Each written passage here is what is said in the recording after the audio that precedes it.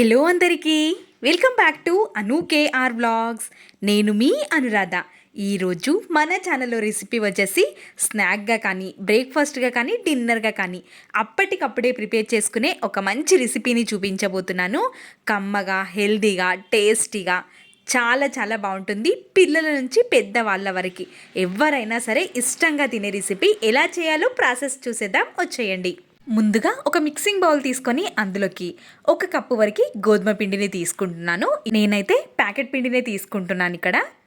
ఇందులోకి 1 స్పూన్ వరకు నువ్వుల్ని యాడ్ చేసుకోవాలి. నువ్వుల ఫ్లేవర్ చాలా చాలా బాగుంటుంది ఈ రెసిపీకి. 1 స్పూన్ వరకు కలోంజీ సీడ్స్ని కూడా తీసుకుంటున్నాను. కలోంజీ సీడ్స్ వేయడం వల్ల హెల్త్కి మంచిది. అక్కడక్కడ కలోంజీ సీడ్స్ కనిపిస్తూ చాలా బాగా ఉంటుంది. రుచికి సరిపడా ఉప్పుని కూడా వేసేసుకొని మొత్తం ఒక్కసారి మిక్స్ చేసేసుకొని పిండిలోనికి కొద్ది కొద్దిగా వాటర్ని వేసుకుంటూ చపాతీలకి మనం ఏ విధంగా అయితే పిండిని కలుపుకుంటామో అదే విధంగా ఈ పిండిని కూడా కలుపుకొని తీసుకోవాలి. పిండి మొత్తాన్ని కలుపుకున్న తర్వాత 1 స్పూన్ వరకు ఆయిల్ని వేసి పిండి ఎక్కడ తడి ఆరకుండా ఉండడం కోసం మొత్తం ఆయిల్ మొత్తం స్ప్రెడ్ చేసేసుకొని మూతని కవర్ చేసి ఒక 5 మినిట్స్ పాటు పక్కన ఉంచుకోవాలి. ఇప్పుడు స్టఫింగ్ని ప్రిపేర్ చేసుకుందాం. ముందుగా ఒక గిన్నెని స్టవ్ పైకి పెట్టేసుకొని ఒక 2-3 టేబుల్ స్పూన్ల వరకు ఆయిల్ వేసుకోవాలి. 1/2 టేబుల్ స్పూన్ వరకు జీలకర్రని వేసుకొని జీలకర్ర వేగిన తర్వాత ఒక పెద్ద సైజ్ ఆనియన్ని చిన్నగా ముక్కల్లాగా కట్ చేసుకొని తీసుకోవాలి. ఇందులోకి ఒక పచ్చిమిర్చిని కూడా సన్నగా తరుక్కొని తీసుకుంటున్నాను. 1/2 టేబుల్ స్పూన్ వరకు పసుపు, ఒక రెడ్ టమాటోని తీసుకొని చిన్న చిన్న ముక్కల్లాగా కట్ చేసుకొని వేసుకోవాలి.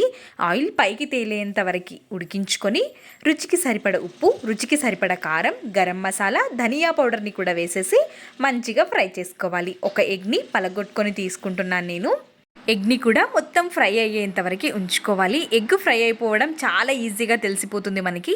ఆయిల్ అనేది సపరేట్గా అయిపోతున్నప్పుడు ఇందులోకి ఒక గుప్పెడు కొత్తిమీర తరుగుని కూడా యాడ్ చేసుకోవాలి. కొత్తిమీర తరుగు వేయడం వల్ల రుచి చాలా బాగుంటుంది.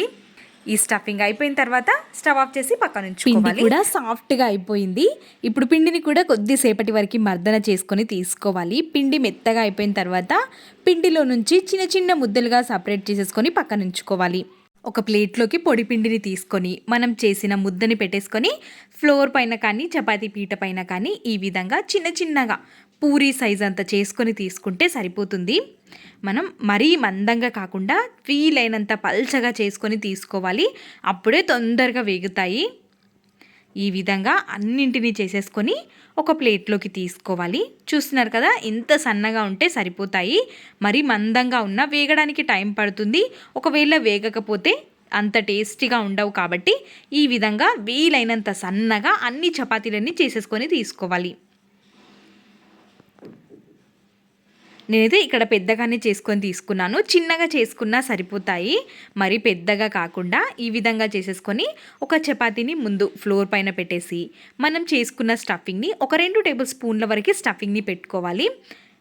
ఈ విధంగా కార్నర్స్కి అన్నింటినీ వాటర్తోని అప్లై చేసుకోవాలి. అప్పుడే మనం ఫ్రై చేసుకున్నప్పుడు సపరేట్ అవ్వకుండా ఉంటాయి.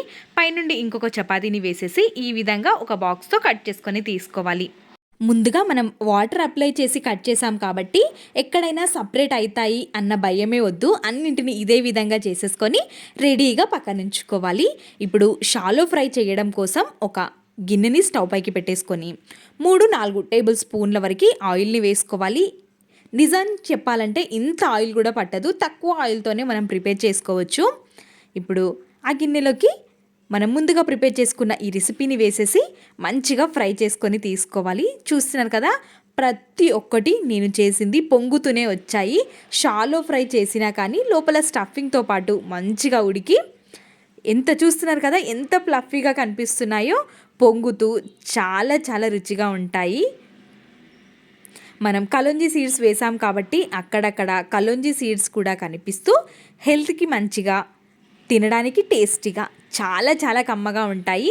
చపాతీలు చేసుకొని కూరతో తినేయొచ్చు కదా అనుకుంటారేమో, కానీ దేని రుచి దానికేనండి. చాలా చాలా బాగుంటాయి. ఇలా కూడా ఒక్కసారి ట్రై చేసి చూడండి.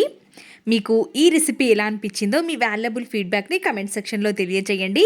ఇలాంటి మరెన్నో రెసిపీస్ మన ఛానల్లో ఉన్నాయి.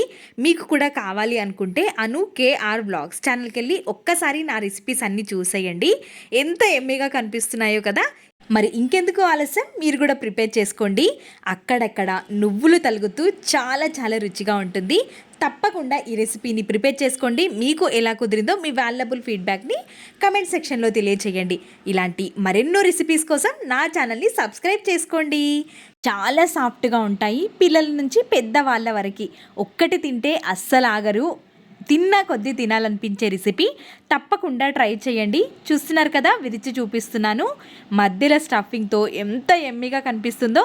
మరి ఇంకెందుకు ఆలస్యం, ప్రిపేర్ చేసుకోండి. మీ వాల్యుబుల్ ఫీడ్బ్యాక్ని కమెంట్ చేయండి. Thanks for watching. Bye bye.